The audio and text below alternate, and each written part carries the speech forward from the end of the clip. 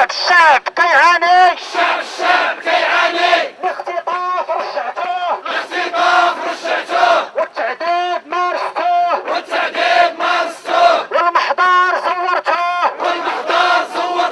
والجلاد حميتوه والقضاء وجهتوه القطيعة ما درتوهاش مرواني من سلا صيفط لينا رسالة فيها صوت المحرومين كيطالبوا بالعدالة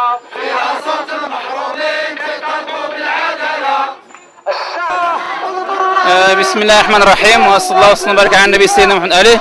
نحن هنا لنتضامن مع إخواننا في حزب الأمة من أجل حقه في التنظيم وفي الاعتراف الرسمي، ونحن أيضا هنا من أجل إطلاق السراح الفوري للأخ الأستاذ المناضل الشريف محمد المرواني حفظه الله.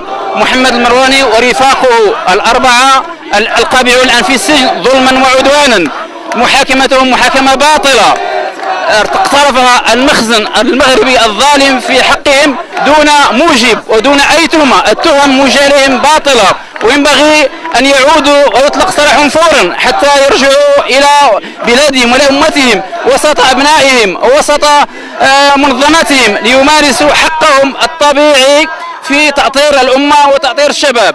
لهذا فالإبقاء على اعتقالهم ظلم فظيع في حقهم وفي حق حزب الأمة وفي حق كل الشرفاء في هذا البلد. وموعد 20 فبراير من بين طلباته الأساسية إطلاق سراح هؤلاء الشرفاء وكل السجناء الرأي والسياسة في هذا البلد ورفع الظلم والضيم عن هذا الوطن العزيز. إذن نحن هنا في هذه الوقفة كجمعية مغربية لحقوق الإنسان من أجل أن نعبر عن تضامننا مع المرواني وأصدقائه المعتقلين حاليا في السجن، ومن أجل أن نطالب بصوت عالي إطلاق سراحهم جميعا، وأن نطالب كذلك بشرعنة حزب الأمة وتمكين هذا الحزب المشروع بالنسبة إلينا من الشرعية القانونية.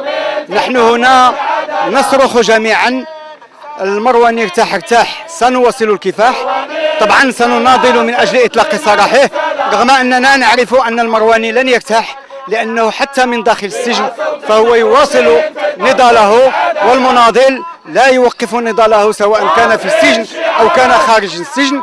ونقول للمرواني أننا كنا نريد أن يكون معنا بعد غد يوم الأحد 20 فبراير في التظاهرات الكبرى التي سيعرفها المغرب.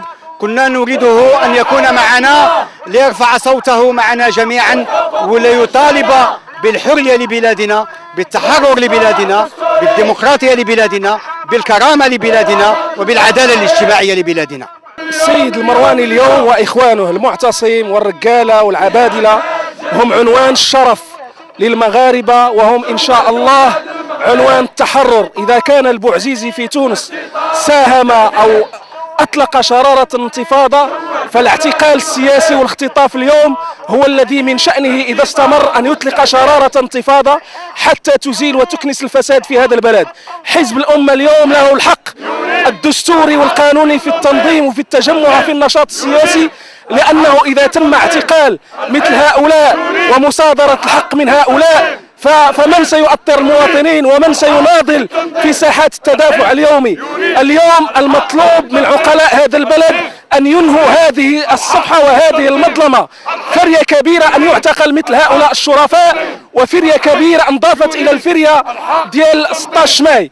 فهناك فريات تتراكم اليوم في المغرب، آن الأوان لطيها وبإصلاح دستوري وإطلاق للحريات وتفكيك حزب الدولة يمكن فعلا أن نعبر إلى بر الأمان، وإلا فإن الثورة قادمة لا محال. منذ أن تم اعتقال أستاذ محمد المرواني ورفاقه الآخرين بادرت الجمعية إلى المطالبة بإطلاق سراحهم، لأنها مقتنعة كل الاقتناع بأن هذا الاعتقال ذو طابع سياسي، وتبين ذلك بالملموس خلال المحاكمة المهزلة التي تعرض لها المرواني ورفاقه من خلال يعني انتهاك كل المعايير الحقوقية والكونية للمحاكمة العادلة.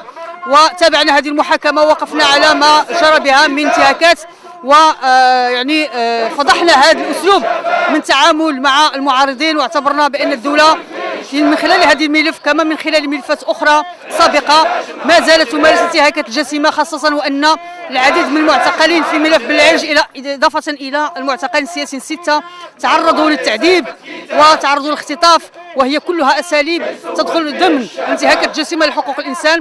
والآن ما زلنا نطالب بإطلاق سراح المعتقلين السياسيين 6 وإعادة محاكمة كافة المعتقلين في إطار محاكمات في إطار الإرهاب، لأننا نعتبر بأن كل يعني من حكموا في إطار ملفات الإرهاب هم معتقلون لم يتمتعوا بحق في المحاكمة العادلة، وإما أن يحكموا من جديد في إطار محاكمة عادلة أو يتم إطلاق سراحهم. والآن أيضا نتضامن مع حزب الأمة، لأننا نعتبر بأن منعه وحرمانه من وصل الإذاع لممارسة حقه في الممارسة السياسية والتنظيمية هو انتهاك أيضا لحقوق الإنسان، إضافة إلى عدة تنظيمات أخرى تعاني من نفس المشكل. نحن في مرحلة الشعب المغربي قرر أن يناضل ويطالب بحقوقه كاملة، فلنكون يعني كلنا في الموعد للنضال من أجل كافة حقوق الإنسان، من أجل الديمقراطية في المغرب، من أجل اعتبار يعني الإنسان في قيمته الإنسانية واحترام المواطنة واحترام حقوق الإنسان في شموليتها. وشكرا. بسم الله الرحمن الرحيم.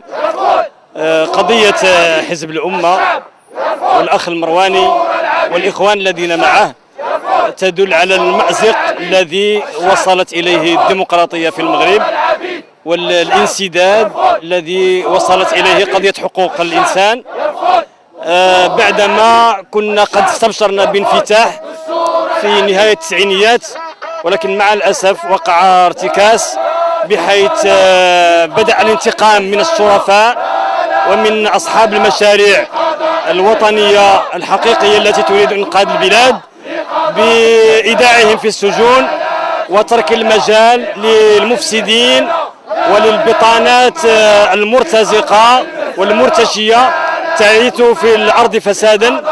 ونعتقد أنه آن الأوان لمراجعة هذا المسار الرهيب الذي أدخل فيه المغرب من أجل إطلاق الحريات وإطلاق الشرفاء. واليوم أطلق أحد الشرفاء وهو الأخ جامع المعتصم، ونرجو أن قريبا أن يلتحق به رفاقه الإخوان المرواني والمعتصم والرجلة وبقية الإخوان كاملين والعبادلة. نرجو أن يكون ذلك قريبا، نرجو أن يعطاهم الحق في التعبير وفي إنشاء أحزابهم والقيام بالتبشير بمشاريعهم الوطنية الجادة التي نعرف أنهم هم ورفاقهم لا يمكن إلا أن يكونوا مخلصين لهذا البلد ولهذا الوطن ولهذا الشعب، وإنها لانتفاضة ولا قومة حتى النصر. وشكرا لكم، السلام عليكم. باسم العصبة المغربية للدفاع عن حقوق الإنسان، أولا نسجل تضامننا مع كل المعتقلين السياسيين الموجودين وراء القضبان، وفي طليعتهم معتقلين السياسيين 5 ومنهم المرواني الأمين العام الحزب الأمة. نتضامن مع الحزب في حقه في التنظيم، وهو التضامن الذي كان وتجسد سابقا في إطار اللجنة الوطنية التي كانت تدافع عن حق الحركة من أجل الأمة في التنظيم والتحول إلى حزب. ندين القرار الجائر لإيقاف وشل الشل التنظيمي للحركة من أجل الأمة، رغم أن النظام والمسؤولين بقوا جامدين أمام شل الحركة التنظيمية السياسية والجماعية لمناضلي حزب الأمة، والدليل هو الوقفة الاحتجاجية التي نتواجد فيها اليوم لنجدد هذا التضامن، والتي تعبر عن طليعة جيل حزب الأمة التواق إلى التغيير، المنخرط في كل المبادرات الديمقراطية السلمية، المنخرط كذلك في كل الحركات الاحتجاجية التي تعرفها الساحة المغربية، والتي تأتي في سياق ما يعرفه المجتمع العربي وما عرفته بعض الدول العربية التي انتقلت إلى مرحلة التغيير وتجديد النظام وتجديد آلية الحكم والبحث عن ممارسة ديمقراطية، وبالتالي سن دستور ديمقراطي ينص على احترام الحقوق والحريات وفصل السلط وإعطاء الشعب حقه في تدبير الشأن العام السياسي والاقتصادي والاجتماعي.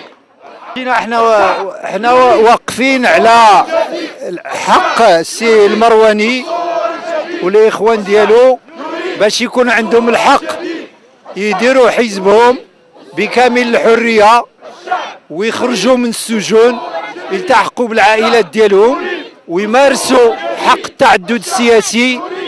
كنشوف بان الحاكمين كيحتكروا الحزبيه، كيحتكروا السياسه، داروا العتبه للسياسه، داروها للانتخابات، داروها في القوانين، داروها في العداله. الان احنا كلنا الشعب واقف مع المظلومين، مع حزب الامه باش يكون من الاحزاب العاديه الحره الديمقراطيه، والممثلين ديالو اللي مسجونين كنعتبروا السجن ديالهم ظالم، لان المحاكمه تبعناها، المحكمه ما استجابتش للمطالب ديالهم، هيئه الدفاع بذلت مجهود وما وصلت لتلبيه اي طلب من الضمانات القانونيه، المحجوزات ما تعرضتش على المحاكمه العلنيه، المطالب ديال العائلات ما مقبولاش، التهم ديال الارهاب تبت في العالم كامل بان الانظمه الفاشيستيه الديكتاتوريه كتصنع ملفات الارهاب وكتنسبها للابرياء. كنقولوا لهم كفى من الاحتكار السياسي، كفى من سجن الاسلاميين بتهم الارهاب. بغينا الحريه الدينيه، الحريه السياسيه، الحق في التعدد، الحق في التنظيم، كنرفضوا العبوديه. هذا باختصار.